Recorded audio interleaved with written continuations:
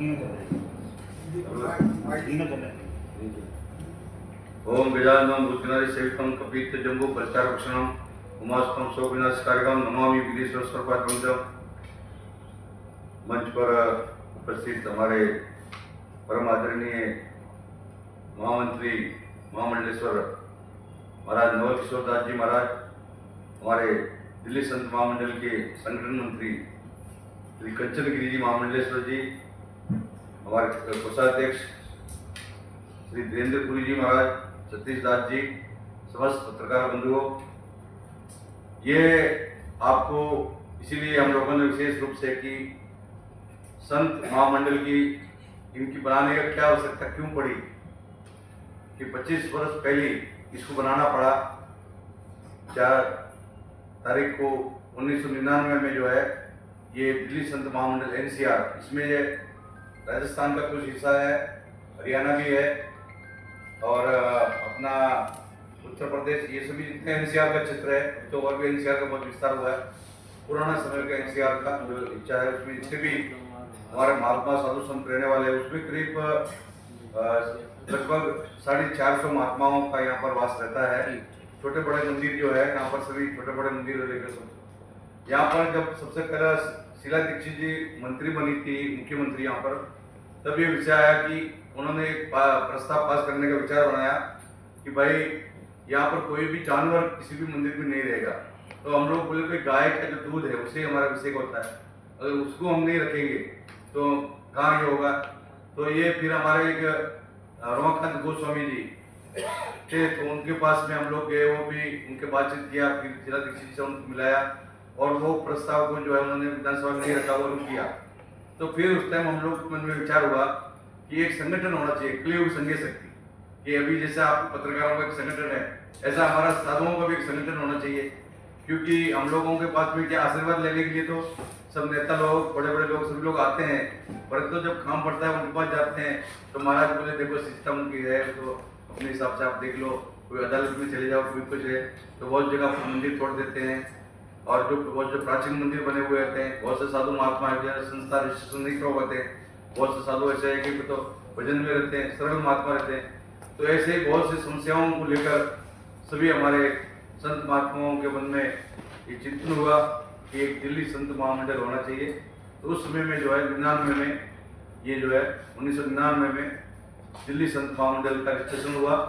उसका जो है पहले हमारा यहाँ पर अध्यक्ष जो है प्रज्ञानंद जी महाराज, प्रज्ञानंद जी 2 बार अध्यक्ष रहे, फिर हमारे उसके बाद में महात्यागी जी रहे और इसका जो संस्थापना किया, जो संस्थापक जो है उदासीन आश्रम, जो बहुत अच्छे महात्मा है, अटल बिहारी वाजपेयी जी के साथ में भी उन्होंने काम किया और बहुत अच्छे हमारे राघवेंद्र जी महाराज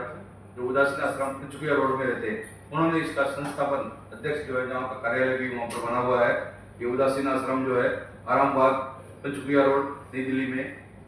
ये महाराज जी जो है वो अध्यक्ष बने। कुल मिला के मतलब करीब 5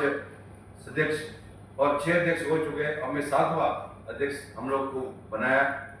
तो हम लोगों ने भी विचार किया, तो इसमें हमने जब से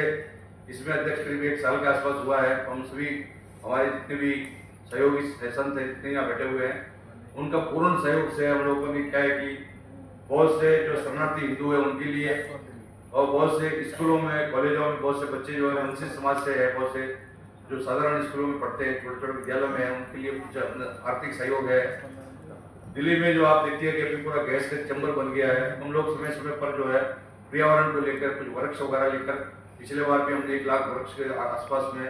जमुना किनारे पर लगाया। तो पर्यावरण को लेकर जो भी समाज की चिंता है, समाज के जो विषय है, उन सभी चिंताओं को लेकर समय समय पर हम लोग का जो है ये चिंतन रहता है कि हम लोग भी दिल्ली में रहते हैं, NCR क्षेत्र में है, तो जो भी दिल्ली की समस्या है वो हमारी सभी की समस्या है। तो संतों को भी इसमें कि भाई मंदिर में बैठ भजन पूजा पाठ तो करना है, भक्तों को आशीर्वाद भी देना है, साथ साथ में समाज का भी चिंतन करना है। इस विषय को लेकर हमने 2 एम्बुलेंस गाड़ी जो है स्वास्थ्य के लिए भी 2 शुरू किया, एक पहले शुरू किया, एक कल शुरू करने वाले हैं। तो इस तरह से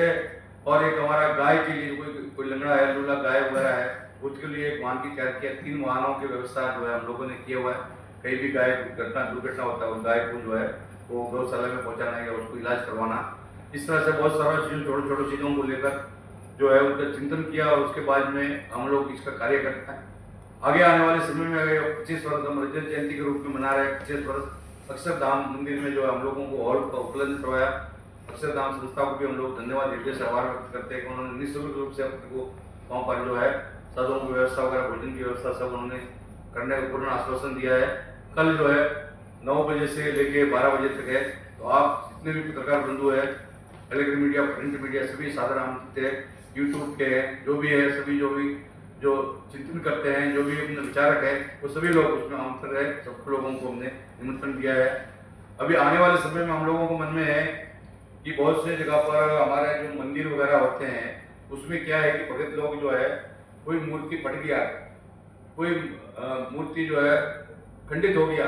तो वो जाके मंदिर में पेड़ के नीचे, पीपल के नीचे रख देते हैं या कहीं मंदिर के एक कोने में रख देते हैं। तो वो जो एक मतलब इतना दिन तो मन में पूजा रखा, भगवान के घर सजा के रखा, उसके बाद देखते हैं कि भाई अब कौन जाएगा नदियों के विसर्जन करने के लिए या कहीं खेत में जाके इसको गाड़ दो, वो विषय तो होता नहीं है। वो जाके मंदिर में तो वो ढेर के ढेर बन जाते हैं। तो इस विषय को लेकर हम लोगों ने चिंतन किया कि भक्तों में जागृति करना चाहिए कि भाई आप जो इतना जो पूजा करते हैं, उनका पाठ करते हैं, वो एक तरह से आपको दोष लगेगा, पाप लगेगा। तो इसको जो है या तो कोई नदी में, और मान लीजिए नदी में भी प्रदूषण होता है, तो कोई जमीन भूमि जो है इसमें एक गड्ढा है 1 फुट 2 फुट गाड़ कर, उसमें गाड़ की मिट्टी उट्टी डाल के उसमें कोई तुलसी का वगैरह पौधा कुछ लगा दीजिए, उसमें कुछ अपना हो जाए है। तो उस तरह से जो है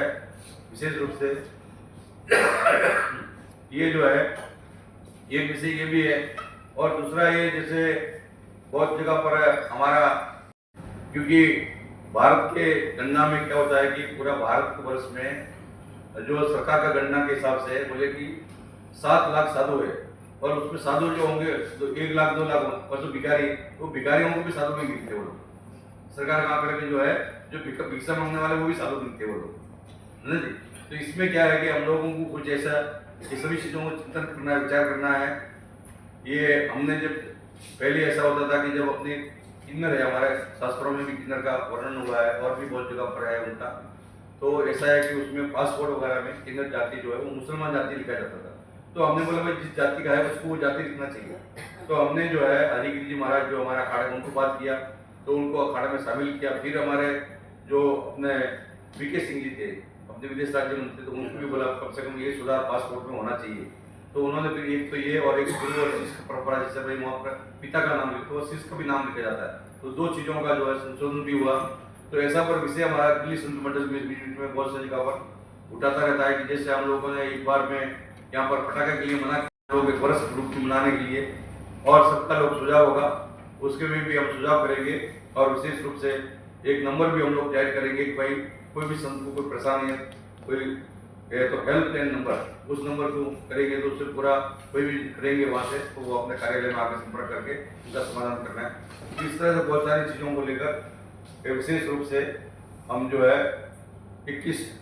नवंबर को 3 घंटे का कार्यक्रम अक्षरधाम में रखा है। 4 नंबर गेट से प्रवेश है, और वो सुबह 9 बजे से 12 बजे तक 21 नवंबर मतलब कल जो है ये होने वाला, इसमें सारे आमंत्रित है। और जो विषय है हमारे महामंत्री जी और भी कुछ विस्तार से बताएंगे। तो दिल्ली संत महामंडल का ये जो है रजत जयंती वर्ष